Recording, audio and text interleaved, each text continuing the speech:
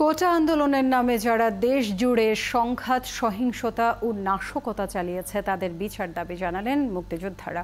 College গেটে এক বিক্ষোভ সমাবেশে তারা এই কথা বলেন। এদিকে সংঘাত, সহিংসতা বন্ধে সরকারকে সব পক্ষের সাথে আলোচনায় বসার আহ্বান জানালেন সম্প্রীতি বাংলাদেশ।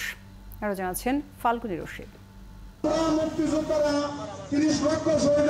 সাম্প্রতিক সহিংসতা ও সংঘাতময় পরিস্থিতিতে শিক্ষার্থীদের ওপর ভর করে স্বাধীনতা বিরোধীরা দেশে অস্থিতিশীল পরিবেশ তৈরি করছে বলে মন্তব্য করেছেন মুক্তিযোদ্ধারা। কলেজ গেটে এক বিক্ষোভ সমাবেশে তারা বলেন, এসব হত্যাকাণ্ডে জড়িতদের বিচারের আওতায় আনতে হবে। আমরা খুব সহজে স্লোগান দিই, জয় বাংলা বলি, কিন্তু জয় বাংলায় বিশ্বাস করি না। আমরা বলি রাজাকার মুক্ত বাংলাদেশ চাই, কিন্তু রাজাকারকে আবার আত্মীয়তা করি। আমরা বলি রাজাকার মুক্ত বাংলাদেশ চাই, কিন্তু রাজাকারের সাথে ব্যবসা করি। তারাই প্রাধান্য পায়। যেখানে আছে সেখান থেকে আমাদের পবিত্র দায়িত্ব পালন করতে হবে।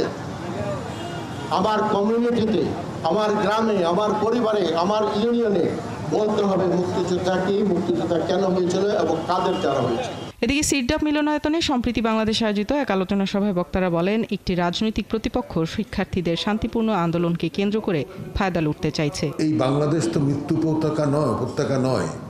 1971 যা দেখেছি, যা হয়েছে, তা তো আমরা দেখতে চাই না কখনো। আর তারপরেও অনেক প্রাণ ঝরে গেছে।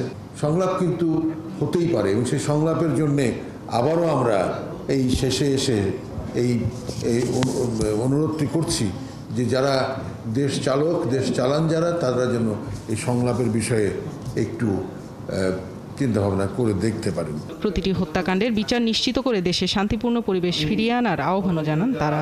তাদের পক্ষে ছিলেন, সরকারও তাদের পক্ষে ছিলেন। ফাল্গুনী রশিদ, ৭১, ঢাকা।